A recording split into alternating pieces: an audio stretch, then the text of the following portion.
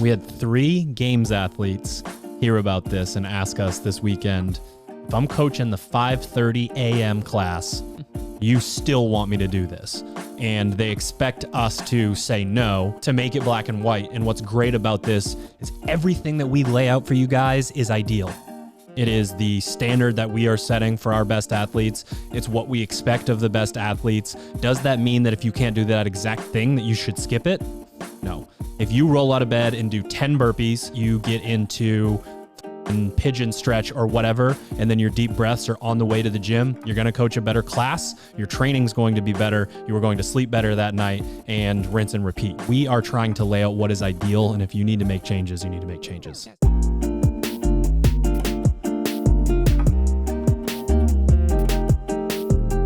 Good morning, Misfits. You are tuning into another episode of the Misfit Podcast. Full Goon Squad back in the house, returning from the Crossfit Games. We got a very special edition of the podcast today. We're going to be taking a deep dive into the plan for the 2023 offseason for the Misfit Athletics athletes, and more specifically Phase 1, which begins, depending on when you're listening to this, it could begin right now. It could have already begun. It might begin in the future. It begins August 15th, Monday, August 15th. Gentlemen, we're going to start with a quote, and I'm going to ask you what it means to you. What matters most is how well you walk through the fire.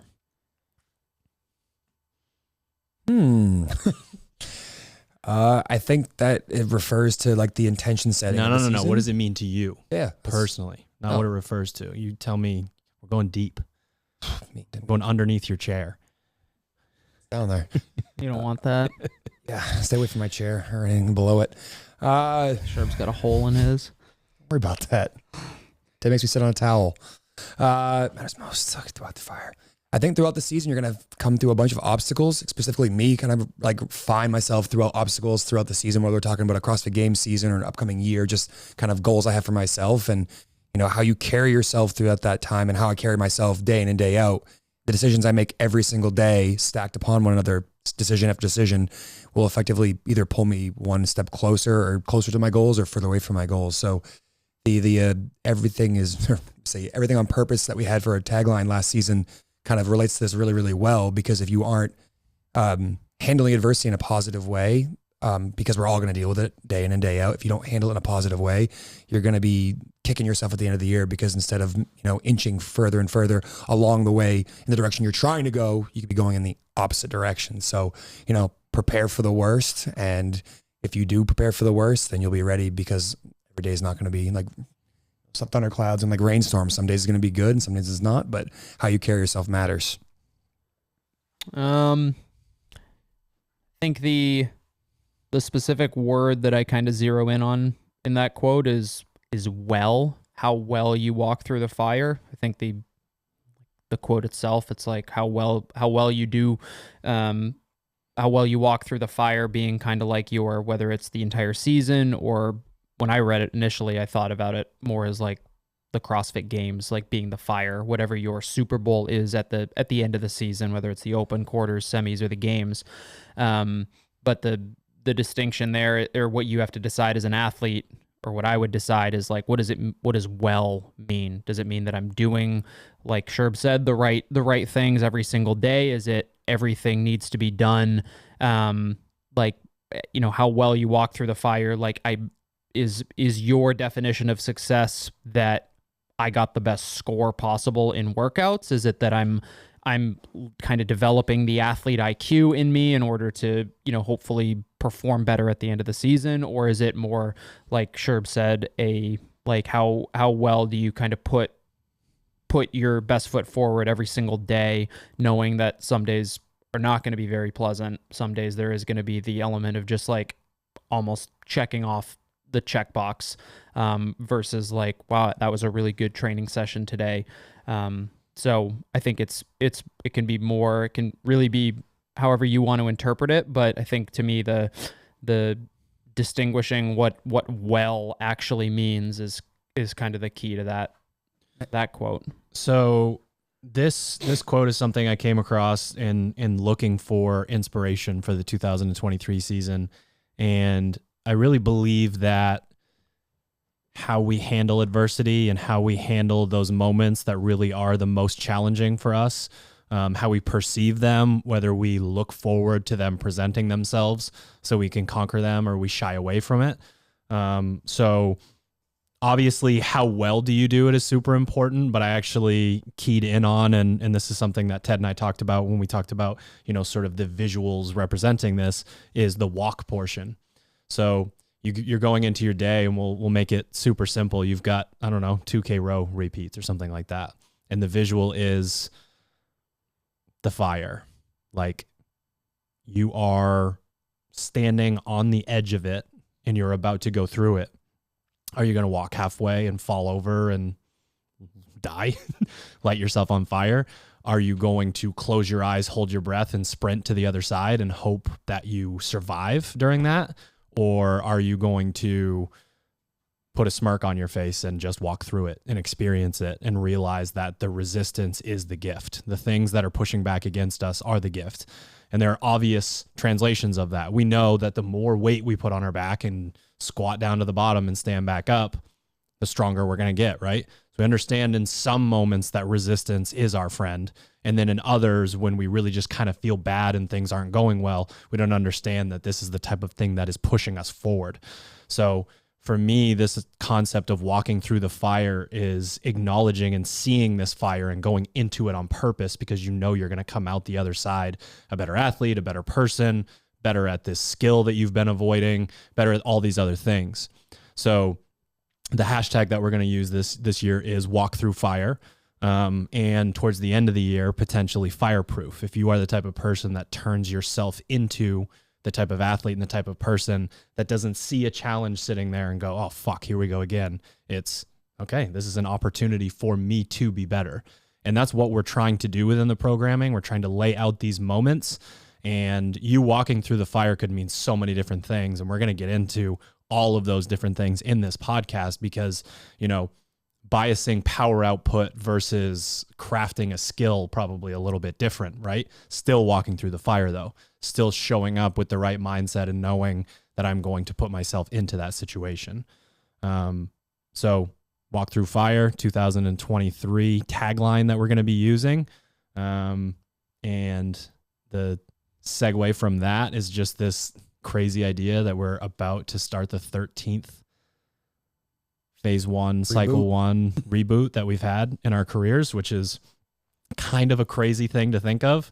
But another year's gone by.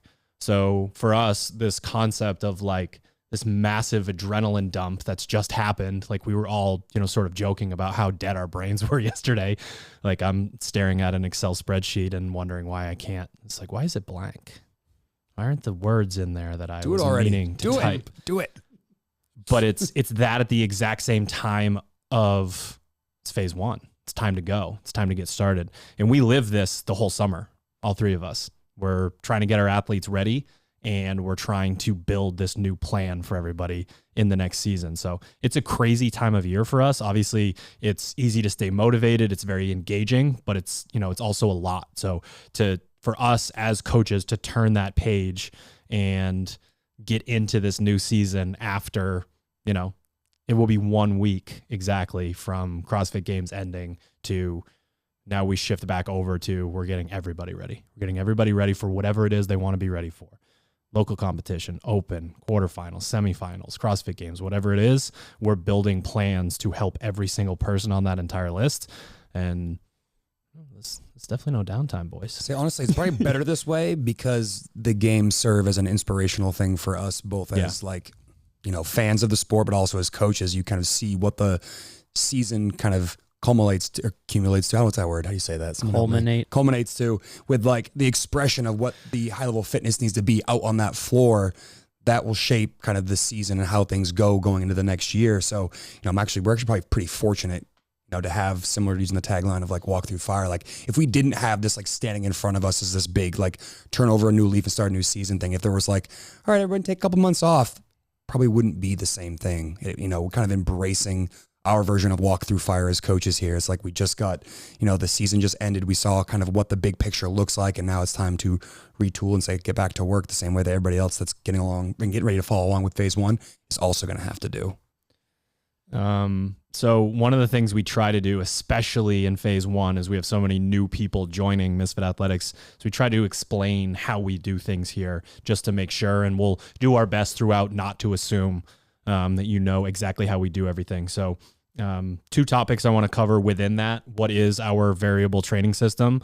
It's very simple. When you show up day one, you're going to see in a list of what we call mandatory. And now that there is even a gray area within that, but we have mandatory pieces every single day. So you'll go in and you'll see, okay, number one's your lift, and number two is your Metcon, and maybe number three is your skill, and then choose 0 to 1, 0 to 2 of the following. One of the reasons that I had passion to start this company 13 years ago, whatever it was the idea that there seemed to be a concept of one size fits all for a lot of people. And going into the gym and noticing this person came in with this background and this person came in with this background, and everyone's sort of being, the grass is greener on the other side. Why can't I get better at this thing? It's like, okay, we'll set the standard for what we believe everybody needs to do, and then we'll have these other pieces over here sitting. And what's exciting about 2023 is we've done a way an even better job than we have in the past to make sure that whatever it is you are trying to get better at, that you actually can. So you're going to go in, you're going to do your mandatory pieces, and then you're going to choose. The reason it says 0, for the last maybe year and a half, instead of 1 to 2, 1 to 3, is because when you're choosing what's appropriate for volume for you, that's also part of the variable training system, saying no more, or that gray area we talked about. I really think I need to swap this piece out for this one. So when you're going in, just make sure you're familiarizing yourself. There's a lot of resources on the website that you can click through to see what all this means, what our descriptions mean. A lot of content on there. Obviously, our YouTube channel is a really great place to start. We have a lot of explainers there, and we really sort of set the standard for, movement. If you watch some of the old workout videos, you can sort of get an idea of what we're talking about when we're coaching using certain terminology. Hatchet or MFT. So the way that we program is the MFT program is for athletes that are trying to reach semifinals in the CrossFit Games. Athletes who are trying to reach quarterfinals or know they're going to get to quarterfinals but feel like it's a real long shot for semifinals this year. That's what Hatchet is written for. And the big difference this year is that athlete that wants to go into the open, but isn't as worried about, sort of equipment demands or whatever it is. The Anywhere program is moving to Hatchet with scaling and modifications. So basically, when you go to Hatchet now, what you are going to see is, well, I don't have this equipment. What am I supposed to do? We're going to let you know what you're supposed to do there. There is the assumption that if you are trying to get to quarterfinals, or you care about the sport, that you have things like a medicine ball and a barbell and plates and things of that nature, but like machine conversions and then also scaling. So that's what you're going to see when you go to Hatchet. So open and quarterfinals athletes, definitely Hatchet with those modifications with the scaling, and then MFT athletes, semifinals and games. If you don't know where you're at right now, if you're not really sure, we recommend starting with Hatchet, and we're going to talk about what's different about the warm-up protocols, and we can talk about in the cool downs and what that sort of means for an athlete and when they're choosing their volume.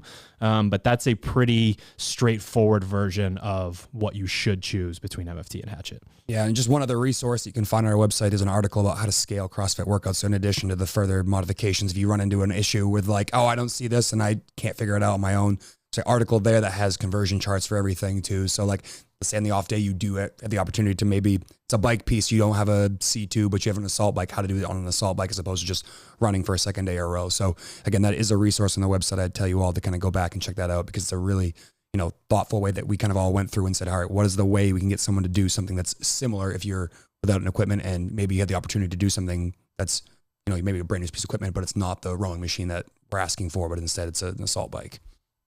I think the gray area here is is a lot smaller for listeners. The Mft program is written with the intention of, I am going to the CrossFit Games, I am going to semifinals, or I am like, I don't know what, this is the gray area of like, maybe the lift or a single skill knocked you out. Like 100 places or something of qualifying for a semifinal. It's not like, oh, I did pretty good in quarterfinals. Like, it's you are just going to benefit so much more by doing the Hatchet program, kind of the slightly lower volume. The weights are more appropriate to elicit the stimulus that we're after.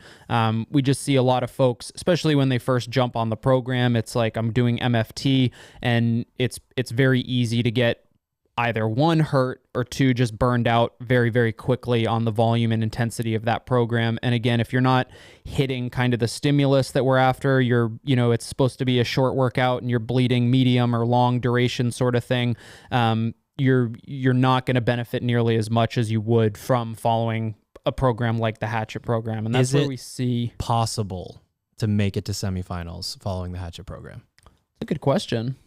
I think the answer is unequivocally yes. I think it is for sure. I think that it was kind of a trick question. Yeah. It's like our affiliate programming, that was something that's obviously taken from the inspiration from Misfit Athletics, has been basically modified from Hatchet even further back than Hatchet, and got how many 20 athletes from our gym who do our affiliate programming. Yeah, the ideas of what's within Hatchet, and then even further dial it back to make sure that the movements and the stimuli and the rep schemes are all to appropriate. clarify. They made it to quarterfinals. I would say like, and of the 20-ish athletes who follow the affiliate program who qualified for quarterfinals, a few of those athletes are in the top like 300 to 500 in quarterfinals. So affiliate athlete, and that stems from the coaches at the gym educating athletes on, here's the stimulus, here's how we should be, attacking this workout. So they have the benefit of the, in-person coaching, but we try to communicate all of those same things to you all through the workout description, through the stimulus, all that sort of stuff, so that you can be like, okay,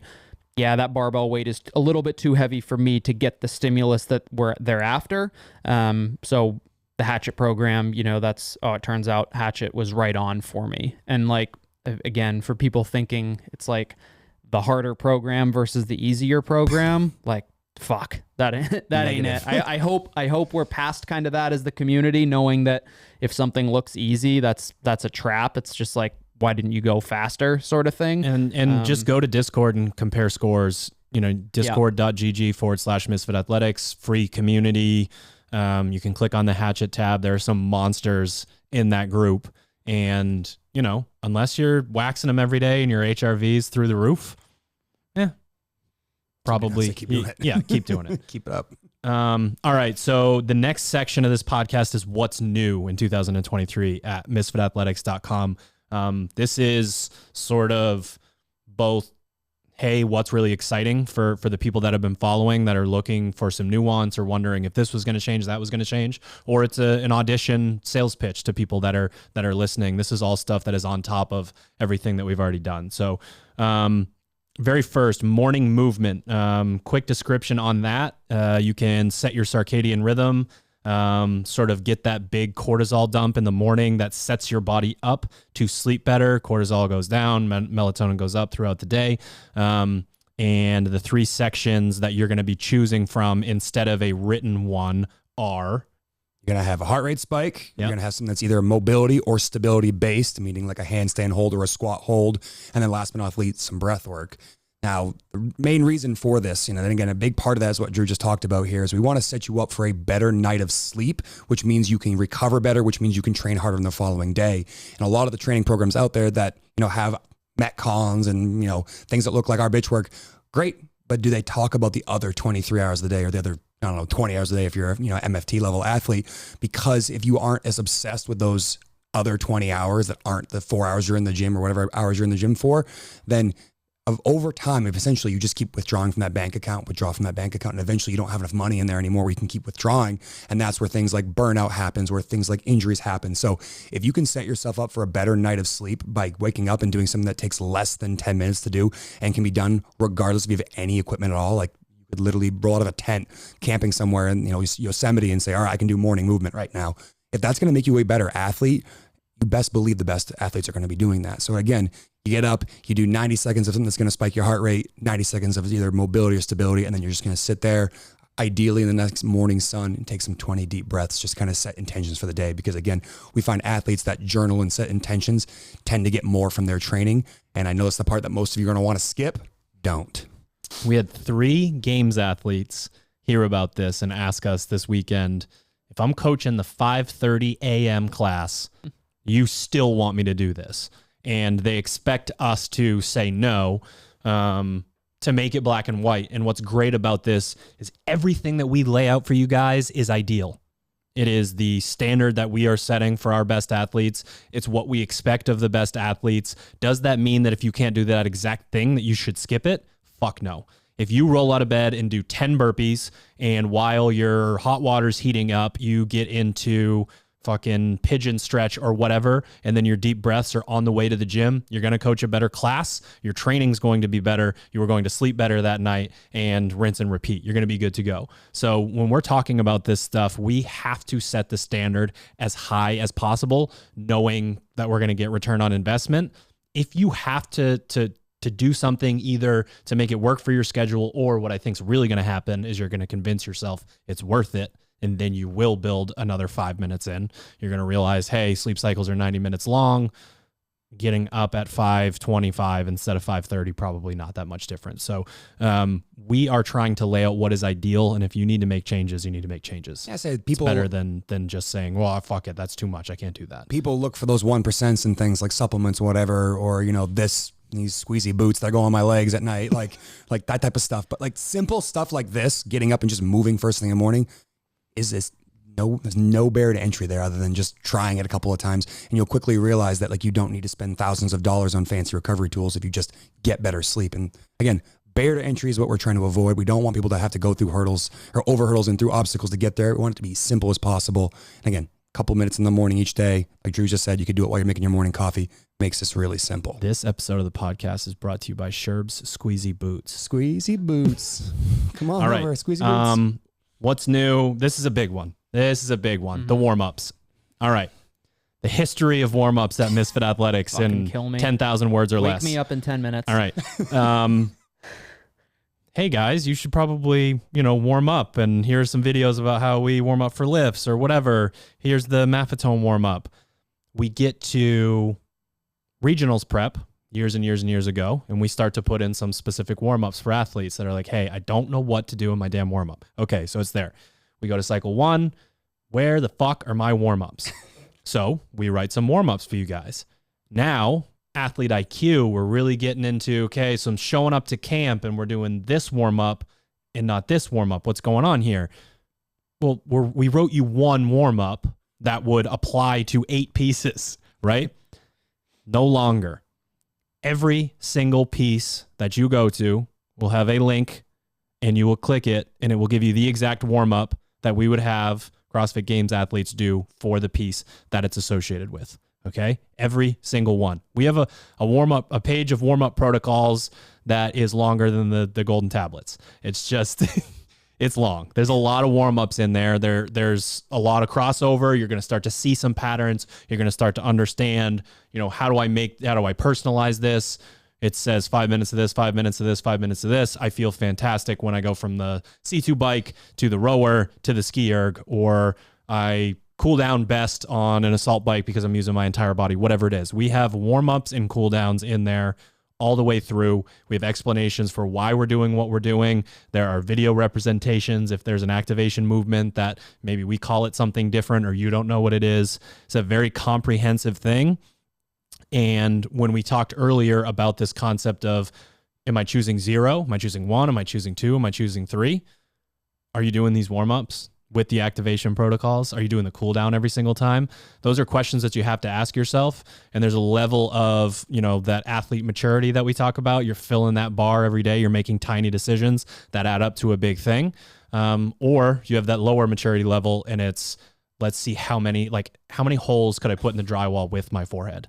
And it's like, that's cool. Like, it's cool that you found the studs and you got in between each one, but nobody gives a fuck when your scores are trash at the other end of the year, and we know you worked hard, and we just want to make sure that it's going in the right direction. So warm-ups and cool-downs are absolutely positively mandatory.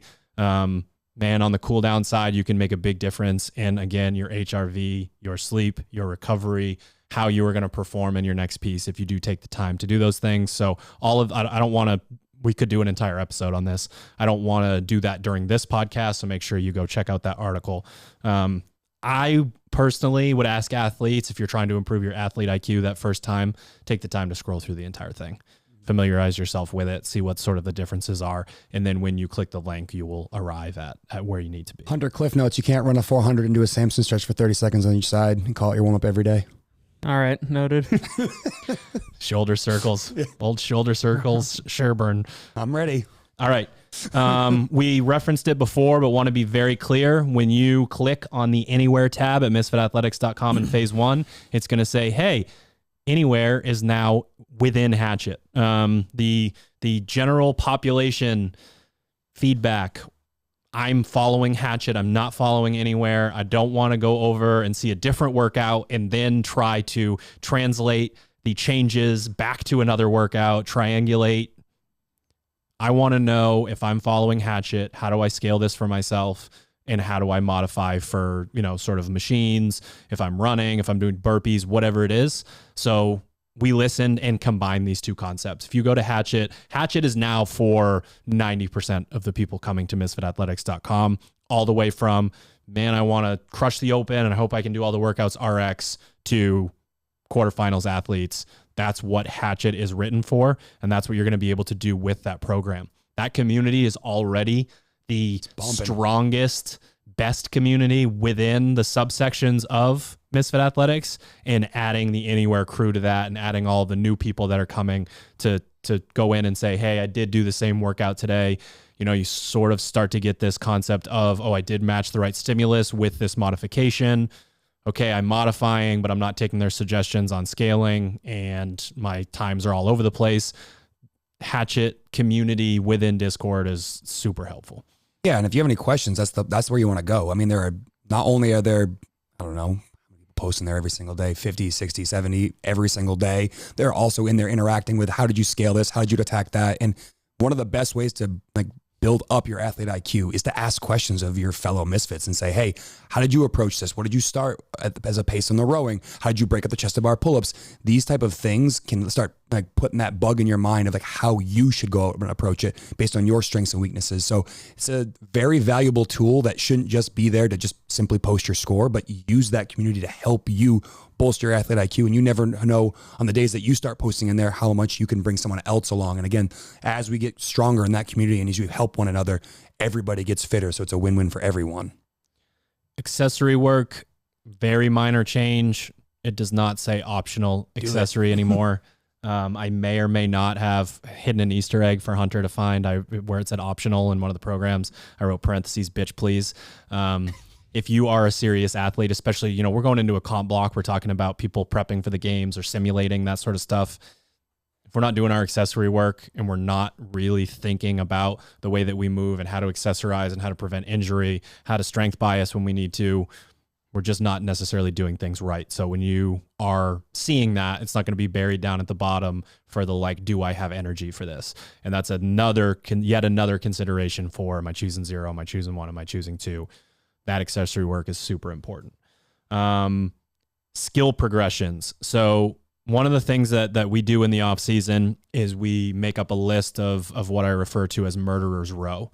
What is this list of movements that if you have not achieved that, sort of kept up with the sport as it's progressed, even all the way at the open level, your season can get ruined. So you've checked off, boom, box after box after box, but not this one.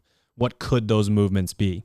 And within that, we found this subsection of movements that, I don't know if you guys can think of a better term. I call them weird weaknesses. They seem very individual. It's just something hasn't clicked yet. They're just not quite there. Could be, a lot of times it's a mobility thing. I just haven't figured out how to get into the right position when it comes to this. So what we've done with this is we have a 27-week progression. If either of you could pull up and rattle off the movements themselves, I can guess and probably get it pretty close. But so basically the way that this works is 27 weeks of weakness work.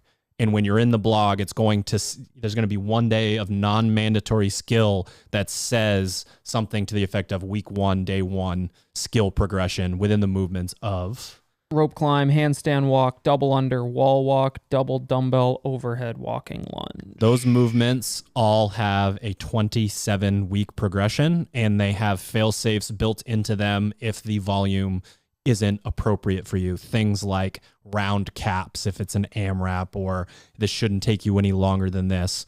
And what that allows us to do is to really bear down and help somebody, because it does take 27 weeks for a lot of these weaknesses to become sort of that box is checked.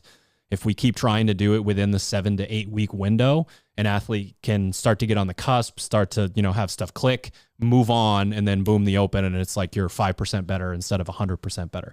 The other thing it allows us to do is those other 4 days now become consolidated into what are the skill progressions that everybody needs. We're all trying to keep up on the muscle ups, and we're all trying to keep up on the handstand push-ups. We're all trying to keep up on these movements that continue to be asked to be done in greater and greater quantities, or repeatable sets that used to be 3 that are now 7, whatever it is. So this both helps the athletes that need that and helps the community at large a lot more by, again, consolidating and having repeats of movements where you actually can get a lot better, as opposed to hoping, I hope whatever, 5 weeks, 5, 6, and 7, they're going to bring those muscle ups again because that helped me, but then do I get to do it again? Yeah, so these skill progressions are just once a week. Obviously, I don't think there's anything wrong with like replacing a mandatory skill session on a given day where it's like, I'm already good at this movement, I'm going to sub in my weekly skill progression. But just because they are 27 weeks long doesn't necessarily mean you need to follow for all 27 weeks. If you get to a point where it's like, I feel like I have, this is no longer a thing that I'm either worried about or that I lack proficiency in, whatever it is, and then you can switch over to something different. I think we could talk for forever about the combinations of like, well, can I do 2 things at once? Can I do 1 thing at once? Can I alternate? I think at the end of the day, it's the progression is there to enable you to say like, okay, I'm not. Why is this movement bad for me? Why is this the one thing that always kind of screws my season up, whether it's in the open or quarterfinals or semis, whatever it is, and try to attack that and bring that up to par with every other movement that you've got. So use it for as long and as much as you need, and then switch if you need to, or maybe some of you actually take a full 27 weeks and see what happens when you work on something, once, maybe twice a week. I was going to implore you all to, if you're right, if you get to a point where you feel like it's become a strength or no longer a weakness, you can probably move on to something else. But, I think no greater example of someone working on a weakness and then seeing it improve over a season and leading to them reaching their goals, no more different than Austin. I know we're talking about skill-based something versus strength-based something, but, the dedication and focus it took to be patient, to wait all that time. His squat progression was 20 weeks. This is 7 weeks more. If you can remain patient and just keep plugging along, walking through that fire day after day after day, even after, you're on week 6 and your calves are screaming because you've been doing double unders every single Saturday for the last 5 Saturdays. If you keep plodding along and doing the things that you need to be doing, you won't be kicking yourself again, because we all know those folks that begin to get excited, and because the grass is always greener is a thing that we all kind of subscribe to, kind of subconsciously, whether or not we admit it out loud, that you're going to want to jump to the next thing. You need to be really sure that's not going to come back. The thing that you're originally starting on isn't, not done up to par, and then you get back to the openers, quarterfinals, or semifinals, and still there and not good enough. So, I would implore most of you to stay for the entire 27 weeks, even if that means you kind of just check off one major box this season, because again, these progressions are extremely thoughtful. And if you try to jump ahead or jump around, you're going to be kicking yourself when you get a little bit better at everything, but then you still fall short of your goal. Yeah, the progression for skill typically follows. We're asking for a lot more sort of volume at the beginning and intensity towards the end. So we are doing very manageable sets to create larger volume. So it won't feel like you're crushing yourself, but 8 times 50 is 400. 50 doesn't seem too bad. You get rest every time, you're good to go. And then as we go on and we go through, the volume drops a little bit, but the intensity goes up. We're trying to get those sets. So if you want it to be a thoughtful progression and to not feel like you're going to get injured by skipping around the full 27 weeks, it's built for that specifically. Part of Murderer's Row is high rep deadlift. Like a few people's ears are probably hot, like, getting a little hot right now, turning a little red. This is, I know you two don't fall into that category. You're the used to deadlift. I got excited. That's 159. Your ears got hot for a different reason. Yeah, I'm bothered. We are doing what will amount to 16 workout progression of deadlift. We are tackling everything from 20 reps in a workout at high weights, which the weights go up throughout the year, to moderate weight 100 reps, like we saw this past year. We are starting below. This is, again, very similar to a thoughtful skill progression. We are starting below threshold. We are starting at a place that we know you guys can do well at. Then we're going to add a little in phase 2 and add a little in phase 3 and add a little in phase 4. And by the end, I don't want to scare you with the math, but it's a decent amount of reps, especially if we turn it into a physics equation and show you how much work you're going to do within that period of time. Calm down, Hunter. All you need to do is think about every other week. There's going to be one in there. It's going to be a cardio stimulus, and you're going to get your deadlift volume throughout the entire year. This is the kind of thing that really does get in the heads of even the best athletes in the world. They absolutely crush everything within the open and quarterfinals, but they have a mediocre score because they started to let their knees track 6 miles forward after the bar passed them. And then they do the old Davy C, the old left, right, up, down, left, right to get to the top, and their back pumps out, and it's not excellent. So we're going to start working on that week 1 of phase 1. All the way through the final week of phase 4. And I think that both the skill progression and deadlift progression, if you're feeling really beat up from it, or you're like, I'm going to hurt myself doing this over and over again, that should just point to the fact that you're probably not doing the warm-up, activation, and cool down to the best of your ability. And that is the reason why that you're not able to recover from these sessions if it's not based on the skill alone. There are plenty of people who think they deadlift really, really well, and then they're messed up for a couple of days afterwards. You have to both look at two things. Am I moving correctly? And if you are, great. Are you doing the things you need to be doing on the front half and back half to make sure that when it comes back around, you can train again? Because again, our sport calls for you to do so much, so often at what feels like random intervals that you need to be ready for everything. So this is just like shine a spotlight on those things that maybe are being neglected, or maybe you think you're doing, but aren't doing well enough to allow you to follow along, because the best in our sport are going to find a way to get this stuff done. That's what is a hallmark of CrossFitters, is that they can usually figure out how to get things done. And the ones that, aren't skipping every other one because they're beat up are the ones that are going to progress faster than the ones that have to avoid things because they aren't dialing in the other parts of their training in. All right, Misfits, just a quick break to shout out our show sponsors and save you a little bit of dough. You can head to sharpentheaxeco.com. The Suffer Summer Collection is live right now. That includes the brand spanking new Suffer running pants and Suffer Endure hoodie. We're unfortunately trending towards the back end of the heat here in Maine. Shut the fuck up. That is the best running uniform out there. Maybe I built it for myself. Maybe I didn't. But two of my favorite products that we've ever had. We got some custom tie-dye socks. We got some custom tie-dye shirts. We got those 5 and 7-inch inseam shorts. And you can use your favorite Misfit or STA athletes code. Head to their Instagram bio. We got Paige, we got Carol, we got Austin, we got, I think Justin's is LaSala. I don't know. Head to his Instagram and check it out. Use it at sharpentheaxeco.com. Save money, pay those athletes. We're also brought to you by Proper Fuel. You can head to properfuel.co. Use the code word Misfit to save on your order. Now, we just got done talking about, or actually we're in the throes of talking about phase 1, where muscular overload is a primary feature, meaning that at some point the workout is going to get you stopped because your muscles just can't keep contracting and you feel like your arms and legs are on fire. Now, one of the best ways to combat that is with things that can buffer lactic acid. And then before you come at me with the baking soda of like, I've read somewhere on the internet I can just put scoops of baking soda in my water. Good luck to you if you do that wrong, because you will be on the toilet. If you're looking for a far superior product that has the correct amount of ingredients to buffer that lactic acid, specifically citrulline, malate, and we have beta-alanine, head to Proper Fuel. Check out Pre. We have both with caffeine and without caffeine. So if you're training early or training late, you're ready regardless. Again, properfuel.co. Use the code word Misfit to save on your order. Great work.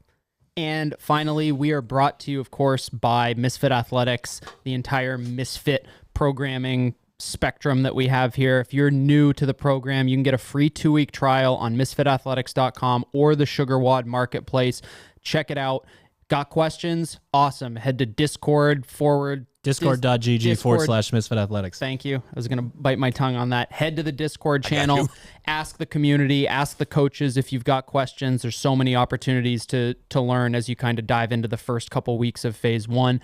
And if you are an affiliate owner, athlete, you want to get your affiliate on Team Misfit affiliate programming, teammisfit.com or the SugarWOD marketplace. SugarWOD, you can get that free 2-week trial there as well. Phase 1 is kicking off for affiliates just like it is for Misfits, for Misfit Athletics. We are also doing the deadlift. Want to get your athletes real strong. We got a great program for that 7-week block. Test, retest, the whole shebang, just at the affiliate level. End of script. Repeat the line. Back to the show. Last but not least, Hunter, I don't know if you want to tackle this, the day 4 swim math flush. Yeah, so we've kind of again, long history lesson, gone back and forth between publishing, training on day 4, which typically is Thursday. We do follow kind of the 3 days on, 1 day off, 2 days on, 1 day off kind of recipe. One of those recovery days, we typically suggest to be more active recovery. So you'll see on day 4 every day, a swim option, a maffetone option, and a recovery flush option. The swimming and the maffetone work kind of fall under the active recovery day. So and you'll see in the notes, if you're a games level athlete, whether it's individual or masters or even teens, that we want you to try to get into the pool once a week, or maybe you alternate weeks between maffetone and swimming, but trying to get in the pool, in open water, whatever, a little bit more often, kind of year round, to develop some more proficiency in swimming. And then the maffetone session, which again, if you've been following for a little while, you know how important that is to kind of your training week. If you're new, basically it is our version of zone 2 training. You're 45 minutes in kind of what should be a very comfortable heart rate range. Again, articles on the website, on I think a CrossFitter's Guide to Zone 2 Training is the name of that, but the maffetone work is effectively that zone 2 stuff. So again, kind of the higher level athlete you are, we're looking to get both of those training pieces in at some point throughout the week, not necessarily on your recovery day, because that turns into a training day very quickly. And then the other day, say it's Sunday for most folks, you're doing that. It's just we've provided a recovery flush for you to do. So something ultra low intensity just to move you through ranges of motion, because most people feel a little bit better after moving around, even if it's not, a 4-time workout, because we're trying to set you up for success on Monday effectively. So those 3 training pieces will be there on day 4 each week, with instructions to kind of pick your maffetone or your swim, and then do the recovery flush on your rest day. And maybe Thursday is your active rest day, and Sunday it's like, yeah, I go to the pool on Sunday. Great. But some pretty clear instructions there, but don't, just because day 4 is doesn't have thrusters and pull-ups doesn't mean it's any less important than, back squats on Tuesday. Sure. All right. Phase 1 specifics. You can download the program guide and check-in, and it's going to go into a lot of these descriptions in much more detail. So make sure you guys head to the website and download that. But that being said, I am going to do quick descriptions of what this sort of terminology means before telling you what the lifts are. Our high CNS lift for each phase is the lift that we are trying to peak in terms of 1 rep max output. Big change this year. You will not be retesting in order. You're going to test that max to make sure that you have your training max for percentage work. That's what that is for. It is not there to be this like sort of absolute test. It's there to make sure that you're moving well and you know what your percentages should be based on. We just obviously got done with phase 0 and you should know a lot of this information already, but when you are doing this, make sure that you are finding what we would consider a training max. If it is 5, 10, 15, 20 pounds, depending on the lift below what you've done before, remember, use that percentage, move fast, move well, you will get stronger. And when the adrenaline is there, that old max, there's a reason why an athlete would or wouldn't, and it doesn't have a whole lot to do with your sort of maximal output. We always have a skill-based lift. That's going to make sure that we are ensuring the positions that you are getting into under load or what we're looking for. YouTube.com/Misfit Athletics. I cannot say that enough. We have put so much time and effort into that for you guys. We have videos on everything more than once. So when you're going into your skill work, again, you can add some weight on there. You know, if you move well and you move fast, you're going to get stronger. You don't need that much weight on the bar. We do give you reference ranges a lot of times just to make sure that you know what we had in mind, but you can go below that. Anytime it says focus on skill or you notice it's this position then that position, we are trying to get you better at that movement specifically. I think the skill lifts are secretly the money makers in the in basically across the entire year, and we have kind of a good sample size because we use the same structure for our affiliate programming. Every time we have a skill, whatever the skill lift is for the phase, our coaches do a great job of telling members like, hey, we're not going for maximal load. Like if you can't lift it perfectly, then it's too heavy, like that sort of mindset. Yeah. And inevitably at the end of the training phase, we'll typically like, what did we do last phase? Was it front squat? Yeah. Skill lift was the front squat. Nobody put any like, nobody was anywhere near their 1 rep max. Yeah, no one was anywhere near their 1 rep max until the end of the phase where we were like, okay, we've been doing the skill work, find a 1 rep max. And not to say that we do that at Misfit Athletics, but the point is that a ton of athletes typically PR their lifts because they focused on the skill for once a week for a pretty short period.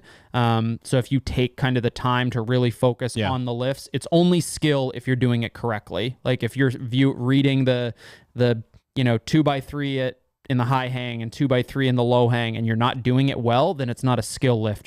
You're lifting. Right. So the skill, don't overlook the fact that it is a skill lift, and you can be really light as far as like weight goes and still see some serious strength gains by assuming you're moving correctly. I'm how many eggs go into what baskets guy to the point where I might buy some eggs for when I program. And some baskets. Yes, that would be important. So just eggs, no basket. We have to start on our end zoomed all the way out.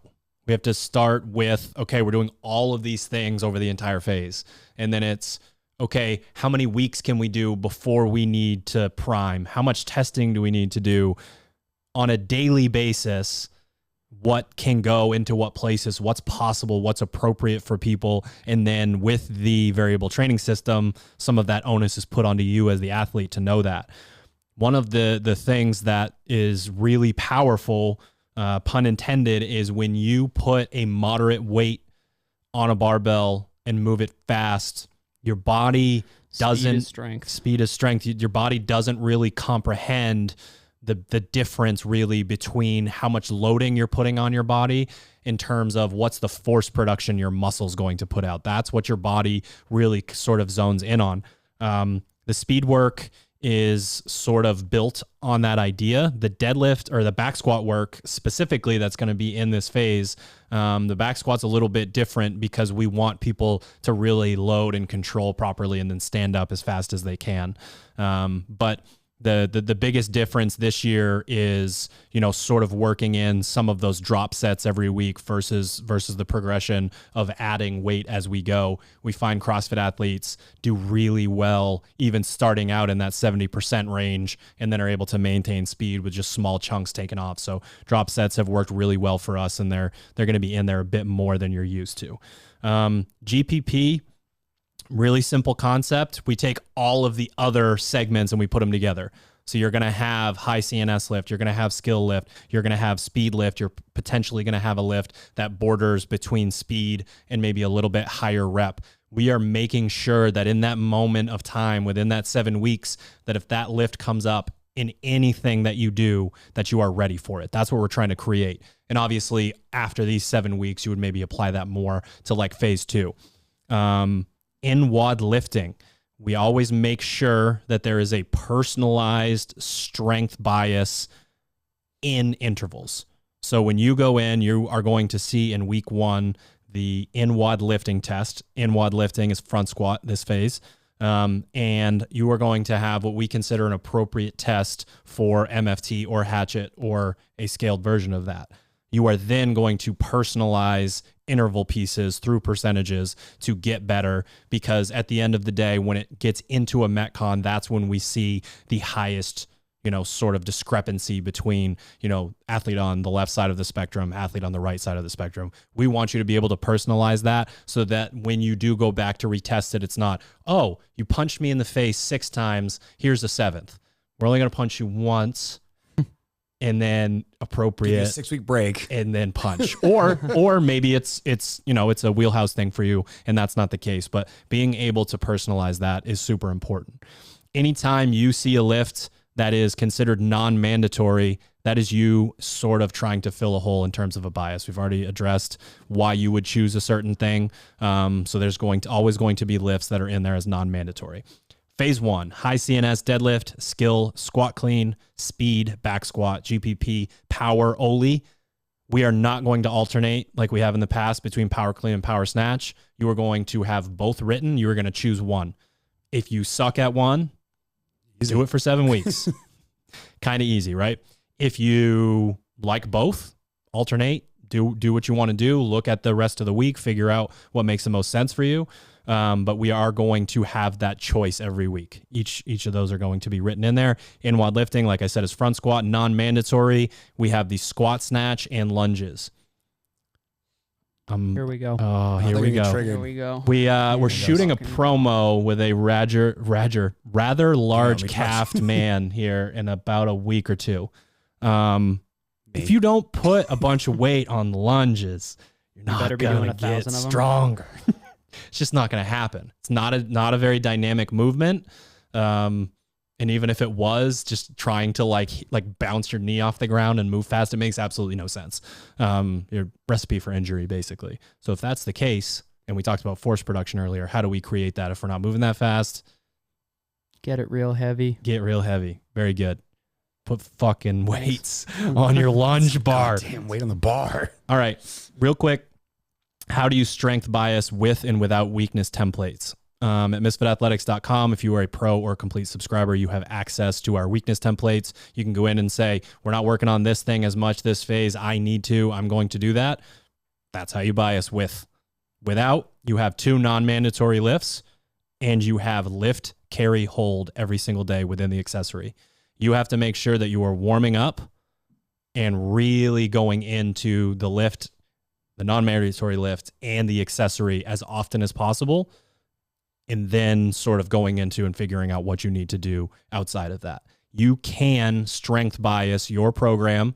This would be one of the only times a year that I would even bring it up, because strength biasing your program in phase 4, you can check me on this. I ain't saying shit in the phase 4 podcast about strength biasing. But again, just make sure that if you're not using weakness templates, you can still strength bias. You go in, you do all the lifts, you do all the mandatory lifts, and you take the accessory seriously. Now, the only asterisk on the lift, carry, hold, if we feel like the non-mandatory lift already has the lift in there, you will only see carry and hold. So let's say you're going to deadlift, you're going to lunge, then you're going to carry and hold within the accessory. Or if you carried a sandbag a mile in a Metcon, we might not ask you to do it in an accessory. Yep. If something is programmed in and we're saying you got to do it, we don't double up on that within the accessory work itself. Any comments on the strength, gentlemen? Do it right. Okay. How you do it matters more than doing it. So, that to me is the biggest takeaway from essentially every category of lifting for this phase and every phase moving forward, is if you aren't obsessed with how you're moving, just checking the box and getting it done is probably still going to get you your goals, but at a significantly slower rate. So most of you want to get there as quickly as possible, and they essentially don't want to be patient. Really pay attention to how you warm up with things and don't rush. Take your time. If you don't like lifting, rushing through it's not going to get you stronger. Mental focus and throwing your ego in the trash while you're lifting is walking through fire. Agreed. It doesn't have to be, again, that wild intensity. It's, I see a challenge, I'm going to go put myself in it intentionally. All right. Metcon, nope. All right. Anaerobic bias. We are running. This is a nod to the people who just did the oddly timed maffetone all summer. So you started at 45 minutes. We sprinkled in some 72s and who knows what. 81s. Hunter's still upset about it. There goes The 73 anaerobic minutes. bias is run. Your test is the cube test. Every single anaerobic test this entire season will be the cube test, either mixed modality or on a specific machine or running. 4 rounds, AMRAP, 4 minutes, max, rest 4 minutes. You are going to run as far as you possibly can in 4 minutes. You're going to rest 4 minutes. You're going to do that 3 more times. We have a silly little math conversion for you in there because eventually when the mixed modality cube test comes up, you're going to have to convert it to calories. Don't worry too much about that now. You can either, go into Discord and say my score was 8,212 meters or do the conversion and say I got this many points. Just make sure that you know what that looks like. The aerobic bias is the C2 bike. One of the things that we do at Misfit Athletics is we aerobic bias before we anaerobic bias. So you are going to have that special little cube test, which is special. It's a little spicy on the legs, I would say, when it comes to the C2 bike. But we're going to give you the aerobic bias first. We're going to build in that time. You're going to do the maffetone work. You're going to do the aerobic work. There's going to be a few anaerobics sprinkled in to get you ready for the next phase.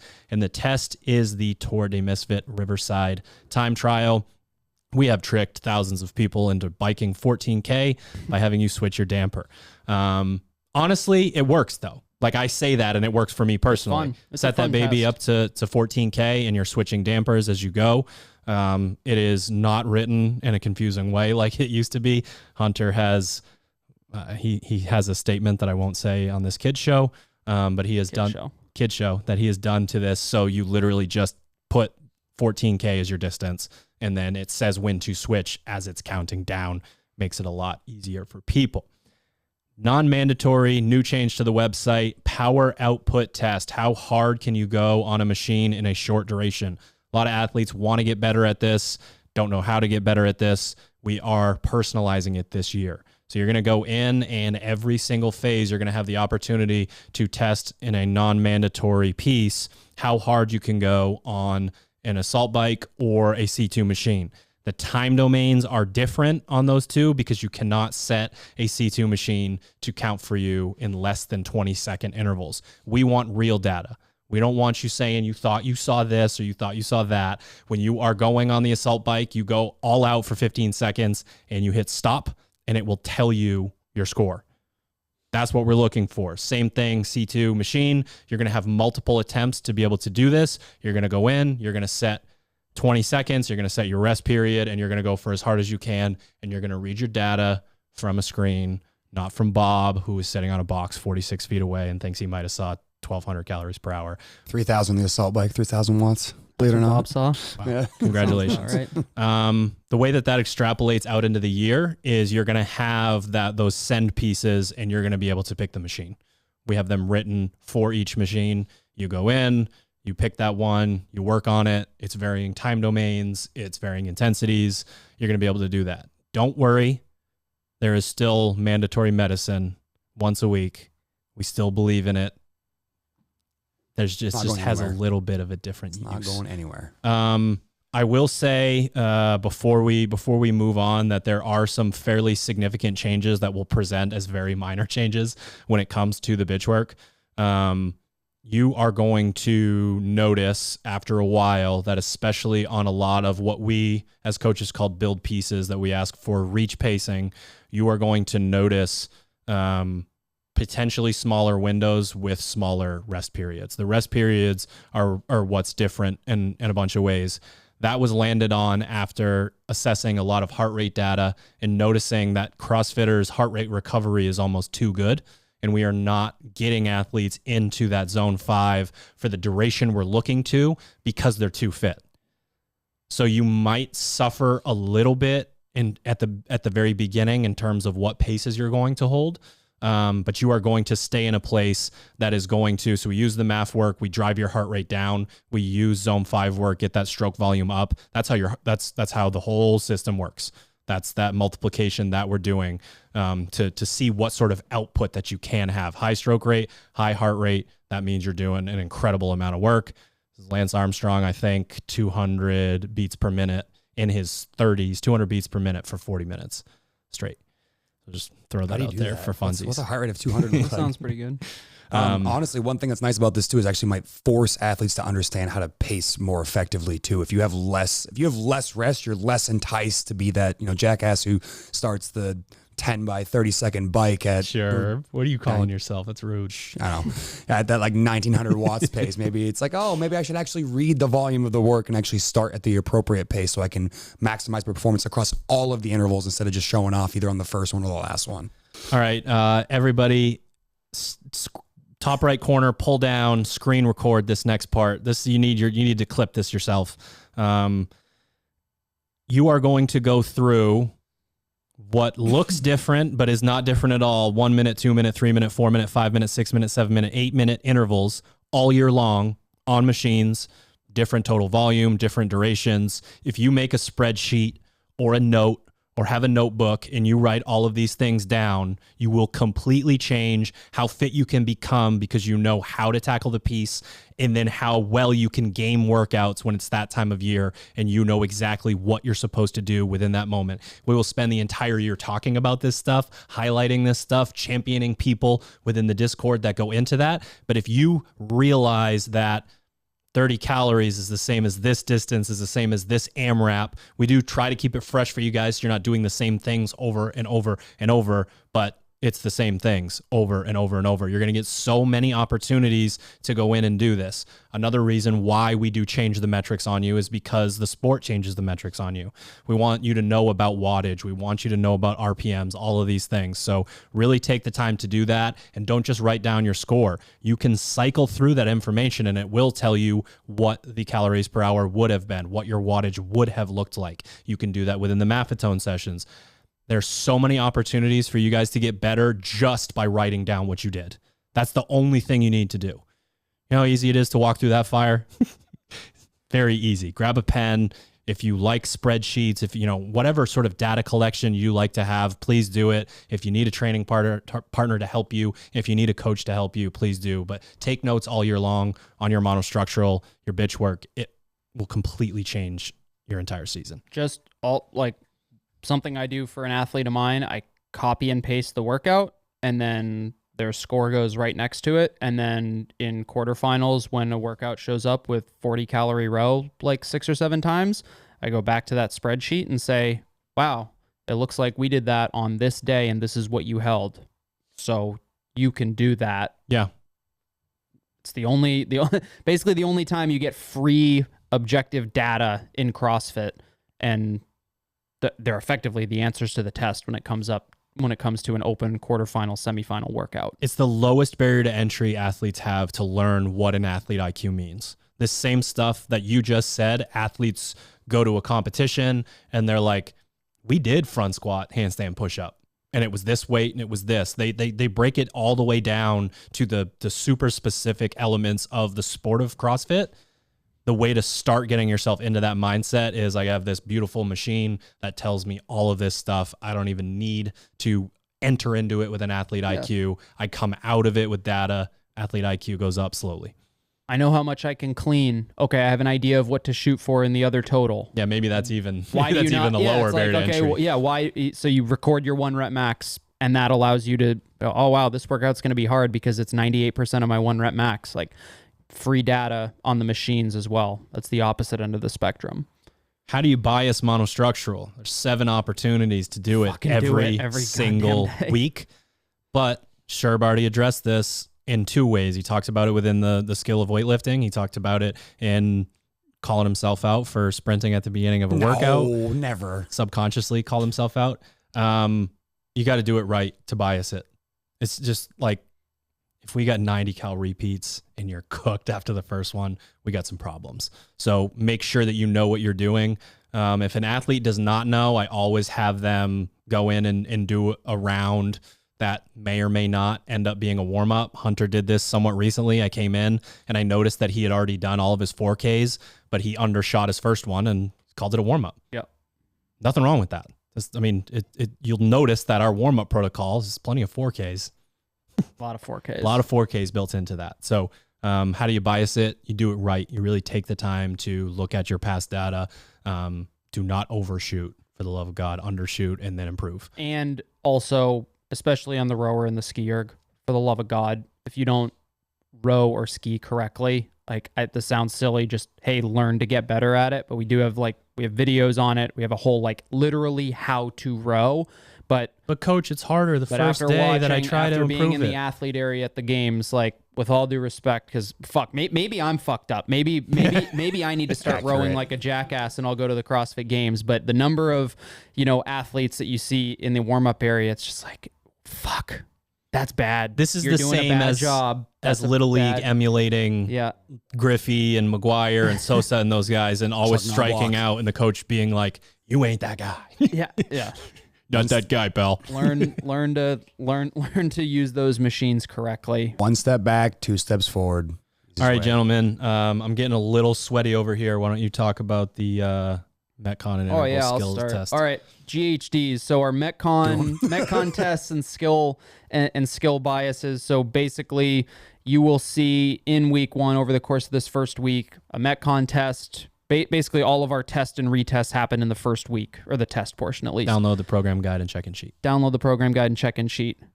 GHDs are going to show up in your Metcon test. Thrusters are going to show up in your interval test. So we basically choose 2 movements, or movements that we have determined that the CrossFit community or our community as a whole needs to get better at. GHDs are one of those movements where we're kind of jumping, I don't want to say jumping the gun, because we've seen athletes really struggle with them by the end of the year. So we're starting early, basically. Yeah. They're a movement that, we've seen them the last 2 years programmed in pretty high volume at the quarterfinal level, also in pretty much every semifinal, whether it's 100 straight at Atlas Games or rounds of 30 at MAC, for example. And then they ask for them to be an afterthought in a decent size set at the games. Yeah, exactly. And it's like not only do you need to be able to do this, but it needs to almost be a throwaway movement for if you want to compete at a high level. So GHDs are in there, and then the same with the thruster. The thruster, just again, maybe some more burning ears there. Probably the opposite person whose ears were burning with the deadlift is true. Maybe their ears are burning with the thruster, but. Does it mean if my ears are burning when I say any of these moves? I think you're just dehydrated and about to heat. That's heat stroke, Drew.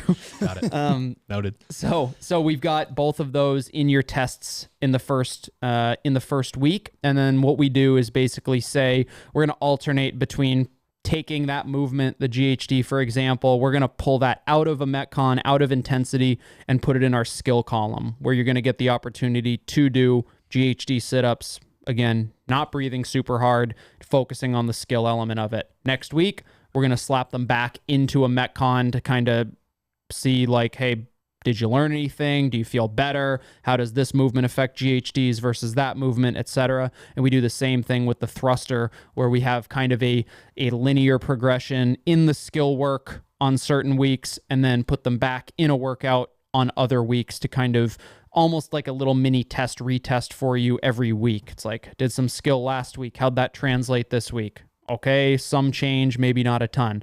Okay, skill work next week. Oh, wow, I just noticed something. That went better next week in the Metcon. And we go back and forth like that in order to kind of kill that weakness, kill that the fear factor of, say, a set of, 36 thrusters, give or take. Just give or take. How we do that, give or take. The one thing that I do want to add to that is sort of back to that, what I said about the front squat, about how many times we're going to punch you. Week 1 is what we think the test could be. It's a lot. Week 2, whether it's week 2 and week 3, whether it's skill or in a Metcon, it is a progression.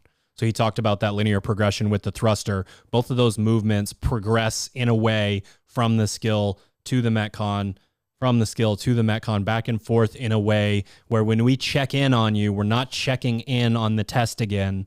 We're checking in on the progression itself. And then by the time we get to week 7, we have built through a progression that takes you from like very reasonable all the way through to like, are you ready yet? Yeah, just for example, it's like, I think, what was it, 150? Like roughly 150 total GHDs in that test. The week 1 skill is about a third of, or 2/3 of that. It's around 100 GHDs. So we don't have, it's not like we're not going to say like, okay, 300 GHDs in week right, at 2. a resting heart rate too. Yeah, exactly. So, and we kind of mix that up a little bit. The GHDs specifically, kind of a combination of speed work as well as putting together a bigger set, understanding that both are pretty valuable and provide a good training stimulus. There is a phase long bias. Almost every single mandatory piece is muscle endurance. We are at that point in the year where if we are asking you to do a Metcon, we are trying to really bolster the movements. Your energy systems are being attacked from every angle with the Maffetone stuff. And basically what we're doing is throughout the year, we go muscle endurance, then we go a blend of muscle endurance and gas stimulus. Phase 3, we're trying to put your heart up in your forehead, basically, for the entire phase. And then phase 4, we're back to cardio, we're back to CrossFit, we're back to the merry-go-round, and we're trying to have this athlete that is now, walk through fire in every single category and knows how to take that and put it into a very specific test. So you will notice that you're not going to be able to cruise through a lot of pieces, and there's a lot to athlete IQ when it comes to muscle endurance pieces. Okay, fantastic. You did, 36 chest to bar in a row. What happens the next time 36 chest to bar comes right back up? Sets the tone for the entire season, because in a muscle endurance piece, it's all about how well you move and do you know what your threshold is and when you can break and when not. So 2 really big things to kind of hammer home is how much it matters how you move, and are you using the athlete IQ that you are starting to develop if you're just brand new, listen, just did phase 0. How much did you take away from that? And can you now apply that for a phase long and see these concepts of moving beautifully and understanding how to approach a workout, slowly blend from muscle endurance to gas, and then how do you turn those muscular overload and gas pieces into those cardio pieces? So this really kind of fits right in line with the rest of the phase for setting the tone for the rest of the season. It's really hard not to bias CrossFit for the entire year, but that doesn't mean you can't personalize the CrossFit. So it's almost biasing a stimulus or a time domain. There are 2 ways to do that. One, you just finished 2 weeks of phase 0 and you have a lot of information about what you need to improve on. Discord.gg/Misfit Athletics. Sign up for our free community. That's where, along with the SugarWOD leaderboard and the leaderboard in the app, where you can compare scores to people and see where was this supposed to be, what do I need to get better at. When you are going to the website and you see a non-mandatory Metcon, you slide over to that bad boy. It's going to tell you the time domain. It's going to tell you the stimulus. It's going to tell you the pacing instructions. And those are going to line up with the test that we just did. That's how you're going to know, should I do this? Should I not do this? That being said, no phase 0, you can read the workout. You can take a look at it. Just know that when you are familiarizing yourself with the website, go read the articles so that you can come back and see, what does this mean? Okay, it does mean what I thought it did. And man, those movements are not my friend. I'm going to go in and attack those. That's how you personalize with the website. But phase 0 athletes, really important that you guys have notes on the things that you were trying to improve on from that, because you can personalize your entire program for the whole year if you have that information. So we talk a ton about the importance of the stimulus and the muscle overload element. There's a lot to be learned from that, whether it's, I'm not, it's easy to identify like, that went well, that didn't go well for me. But diving into why that is really important.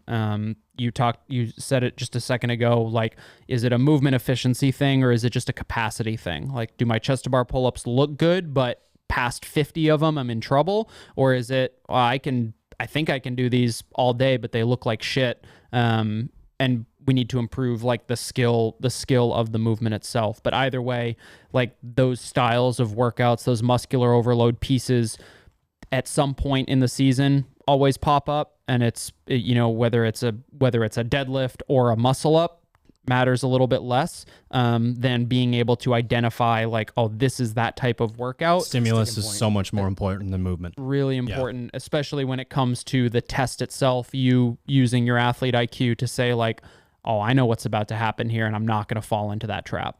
For sure. All right. We're moving on to skill work. This will be really quick.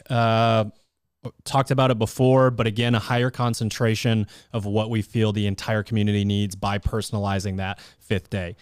We personalize that 5th day, or maybe it's the 4th day. I don't know. It's the 6th day. It's the 6th day. Excellent. It's a day during the week. And when we personalize that, we take 4 movements that needed to be spread out over the course of 7 weeks. We put them in one day. And then again, a higher concentration of everybody being able to keep up with the movements that continue to progress within the sport. Hunter addressed it already, probably aren't used to seeing the thruster or the GHD within the skill. There are going to be a lot more grunt work type movements in there because skill work to us is deliberate practice. It's taking something that we're struggling with, we are pulling it out. We're saying, okay, if this truly is, if high rep wall ball, for example, is on murderer's row, how do we progress somebody through that? Because we can't just keep stomping on them within a Metcon, right? We take it out, we stomp on you outside of a Metcon. No, I'm just kidding. Stomp on you elsewhere. One will stomp on you again. Yeah, we're just changing the venue. Yeah. Deliberate practice allows you to figure out what is going on with your movement. It's the only thing you're focusing on. We have much better decision-making skills and foresight and just thought when our heart rate isn't through the roof. So we're going to work on a lot of those things in deliberate practice within those sessions. How do you buy a skill? Walk through fire. It is a challenge. It's sitting in front of you. Immerse yourself in what a skill is, what is deliberate practice. There are so many really good articles by fantastic writers out there about what deliberate practice is, when to leave a skill alone, when to go back to it. But the idea of, okay, I'm tough enough, I'm going to choose that skill. It's not enough. Because if you choose that skill and you go through the motions or you go full CrossFitter on it and turn it into a Metcon, I don't like those rest periods, whatever it is. They program something that's inappropriate for me. I did not scale it. That's not going to work. Immerse yourself in the thing and you will be able to get better at it. So that's how you bias it.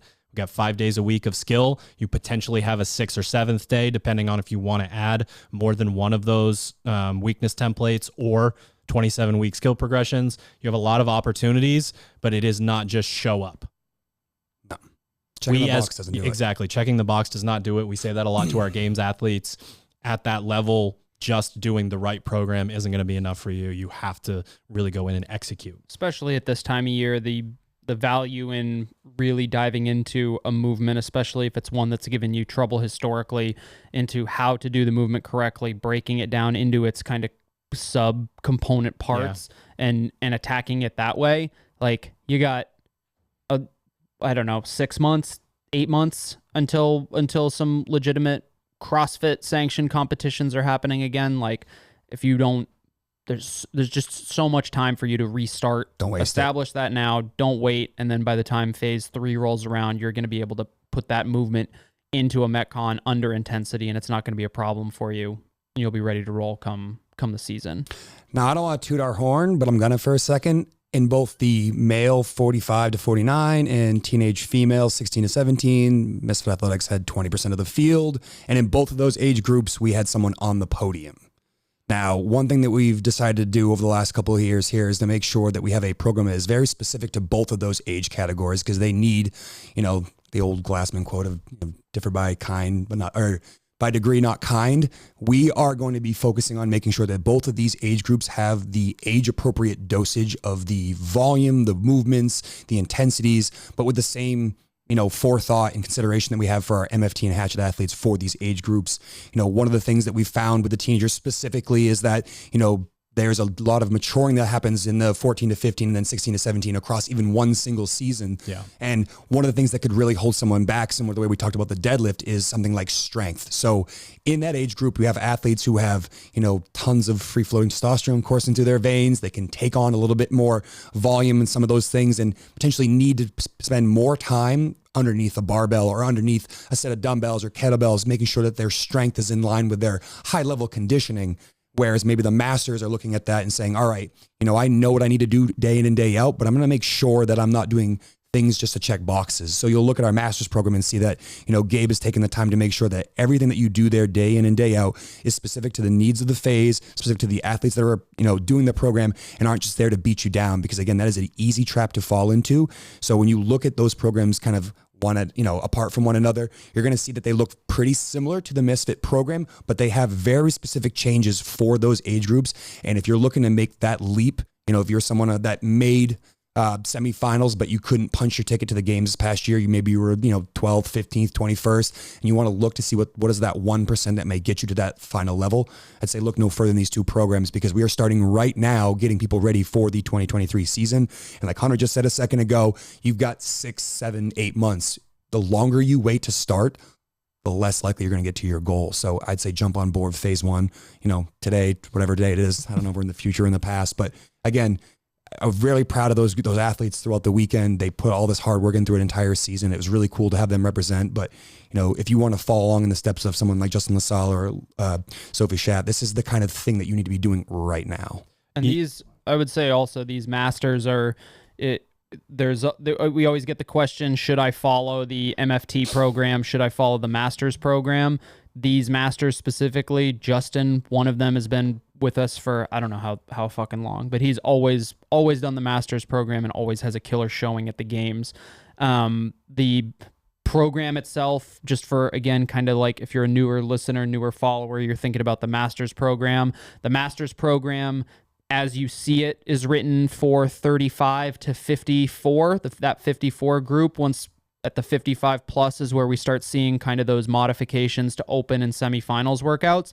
And for those of you in that category, you'll see pieces that say age division modification. So if you see ADM athletes use these weights or perform this number of reps or whatever it is, that's us saying like, hey, if you're in that 55 plus age category, then here's basically the equivalent for you so that you can get the same stimulus, but maybe it's a little bit lower speed than the written version. Say in the same vein, I work with Roy Gamboa, and he is someone who specifically someone who transitioned away from the MFT athlete or aged out of MFT and is a master's. But since these programs are parallel, fairly similar when it comes to those Metcons, he's able to still be part of the community at large at his version that is appropriate for where he is in his journey, knowing that sometimes as a 35 to 39 year master, you might be able to hang in some workouts that potentially maybe have a strength of yours or a combination of movements that you're very good at. And then some days it makes more sense to follow along with the master's program because it's just a little bit less weight or maybe a couple less reps to, again, get the stimulus, because that is what matters more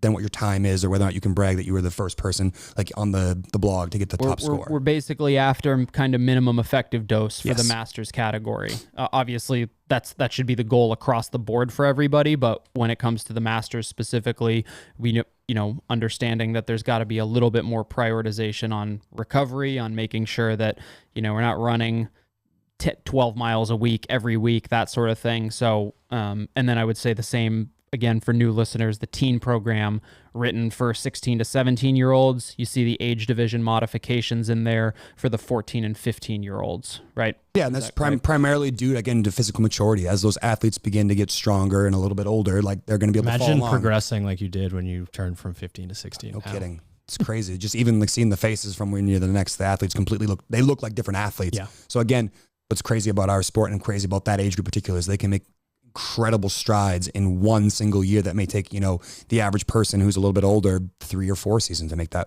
same stride. It's really easy for me to toot the horn of others. So if you've been listening to this podcast the entire time and you are a masters and teen athlete and you're wondering, when are they going to talk about our program? We've been talking about your program the entire time. You are just on a different schedule and have some different needs. So we make sure that when we do these, you know, sort of offshoots of the main plan, that it's appropriate for your season and your age. The two gentlemen that write your programs coach 4 podium athletes, or 3 podium athletes. And then obviously, you know, my mind went there because, you know, Jenna's the youngest athlete in that, and, you know, climbed up to 5th place, correct? Sure did. So, you know, we take it very seriously what is appropriate. You know, when we talked about this whole what's new list, that's us every single year asking how do we get better at our jobs from a programming and coaching standpoint. And when, you know, Hunter says minimum effective dose, or you're talking about, you know, changing the strength work for the teen athletes, we take it very seriously, and we need to see results like the podium at the CrossFit Games, the ultimate proving grounds, to say, okay, we are on the right track. Here was a nuance here, here's a nuance here, but we're doing what we need to do. So insanely successful year for our teens and masters, and we take it very seriously, creating a thoughtful program that takes those 27 weeks and then into the comp blocks. So now's the time for sure. Final thoughts, gentlemen. Phase 1. I'm still percolating on games prep for next year, because I've had thoughts, but I mean, it's always an exciting time of the year. Understand, like, for us, we are all kind of on the tail end of, like you said at the beginning, coming down off of the games, the ultimate, or kind of the pinnacle of the season, whereas a lot of athletes have been, I don't want to say like they've been ramping up for this over the last 2 comp blocks. You know, if you weren't a semifinals athlete, or you were a semifinals athlete, and then that was the end of your season, you've been ramping up, you've been preparing, you've been doing the games prep with our games athletes. But now we're getting back into that training phase where you have a lot more kind of we're putting forward a little bit more direction for you, as opposed to the a la carte style of comp blocks 2 and 3. So we've got that structure, but we do still have the flexibility for you to start taking on, you know, 6 months ahead of the game, the official start of the season, to really hammer the things that you need to. We led you into it with phase 0, giving you as much opportunity to collect data, whether that's 1 rep max lifts, monostructural tests, or learning that, you know, turns out you're not very good when it comes to a muscle endurance workout, whether it's short, medium, or long. Provided you with as many of those opportunities as we could over the last 2 weeks with phase 0, so that you are ready to make the best plan that you can to walk well through the fire, so to speak, to have the information to intelligently put together a plan, or kind of like be thinking about what you need to do to make your goals a reality 6-7 months from now. Yeah, going back to what you said, I think you said about walking through the fire, avoid the distraction of what's new, exciting, sexy.